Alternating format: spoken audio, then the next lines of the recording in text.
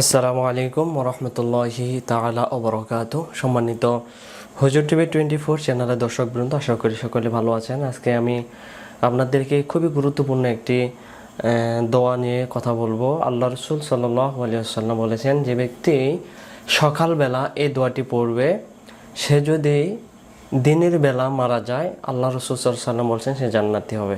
এবং কেউ যদি রাত্রিবেলা পড়ে এবং রাত্রিবেলা সকাল হওয়ার আগ পর্যন্ত যদি সে মারা যায়, আল্লাহ রসুল সাল্লাল্লাহু আলাইহি ওয়াসাল্লাম ইরশাদ করেছেন সে ব্যক্তি জান্নাতে যাবে। হাদিসটি 6306 নম্বর হাদিস, বুখারী শরীফের স্পষ্ট বর্ণনা। এই জন্য এটি সহিহ হাদিস।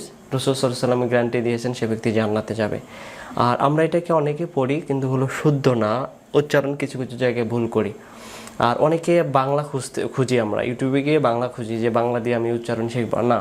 আপনি এই কাজ, আর যদি আমার এই ভিডিওটি দেখে থাকেন, আমি আপনাদেরকে সাজেস্ট করব আপনি কোনো দিন বাংলা দিয়ে কোনো আরবি মুখস্থ করবেন না। যদি আপনি বাংলা দিয়ে মুখস্থ করেন তাহলে আপনার যে পড়াটা এটা অশুদ্ধ হবে, কিছু কিছু জায়গায় উচ্চারণে ভুল হয়ে যাবে, সেটা আপনি বুঝতে পারবেন না। এই জন্য আমি এখানে বারবার অক্ষরগুলো উচ্চারণ করে দেব, আপনি থেমে থেমে হোক, হয়তো আজকে মুখস্থ হলো না, ভিডিওটি ডাউনলোড করে রেখে দিলেন, আপনি স্লোলি আস্তে আস্তে এটা মুখস্থ করেন। সকালে শুনেন একবার, রাতে একবার শুনেন, এভাবে যদি 10-12 দিন শুনেন ইনশাআল্লাহ মুখস্থ হয়ে যাবে। আমি কথা না বলে পড়া শুরু করি। আউযু বিল্লাহি মিনাশ শাইতানির রাজীম। বিসমিল্লাহির রহমানির রহিম। ধরি আল্লাহুম্মা, বলেন তো, আল্লাহুম্মা আনতা রব্বি, আনতা রব্বি। আবার এখান থেকে আল্লাহুম্মা, তারপরে আনতা রব্বি, দুইটি একসাথে বলেন, আল্লাহুম্মা আনতা রব্বি। আবার বলেন আল্লাহুম্মা আনতা, এখানে আং আং এমন হবে, আনতা রব্বি, বিয়া গেলিপ, লা ইলাহা, লা 3 আলিফ, এই যে বাঁকা চিহ্ন, লা এক আলিফ, লা ইলাহা ইল্লা আনতা, লা ইলাহা ইল্লা আনতা, আনতা।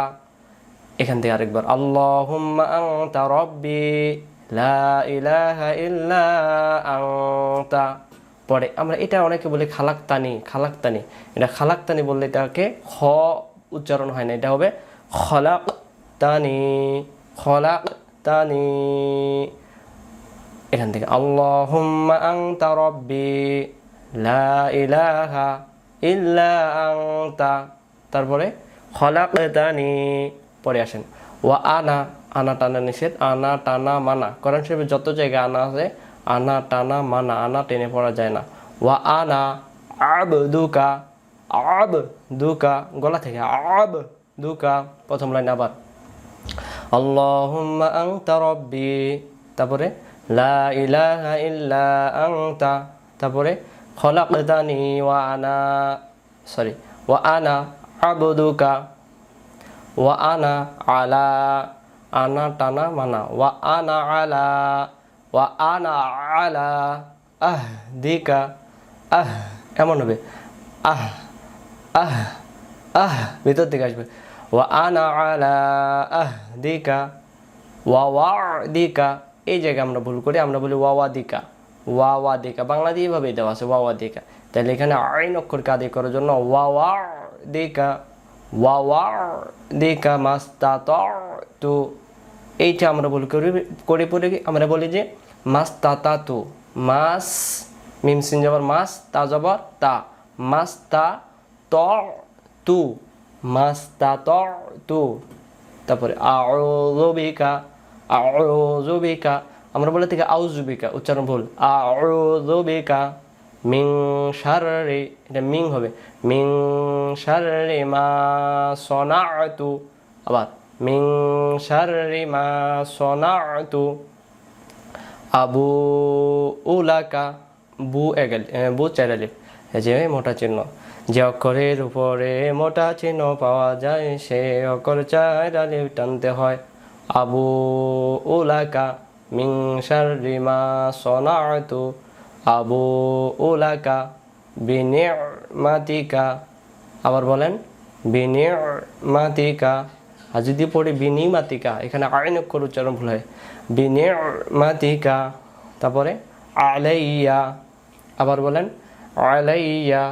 তারপরে ওয়া আবু উলাকা, আবার বলেন ওয়া আবু উলাকা বিজাম্বি, বিজানবি না, এখানে ছোট্ট মিম একটা আছে, এটা এখানে চলে আসবে, বিজাম্বি ফাগফিরলি, ফাগফিরলি।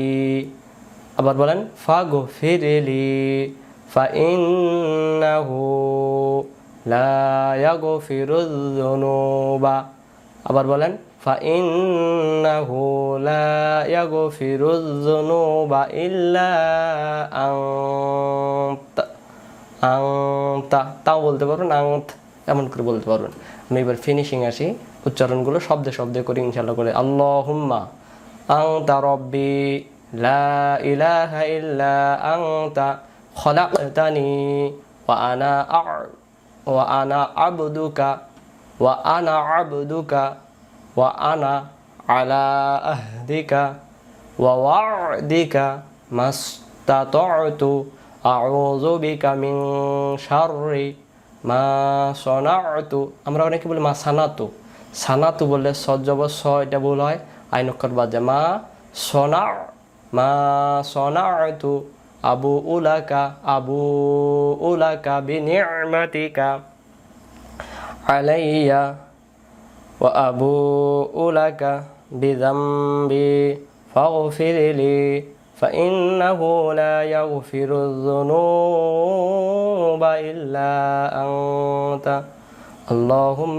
أنت ربي لا إله إلا أنت خلقتني وأنا عبدك وأنا على عهدك ووعدك ما استطعت أعوذ بك من شر ما صنعت أبوء لك بنعمتك আলাইয়া ওয়া আবুউ লাকা বিযামবি ফাগফিরলি।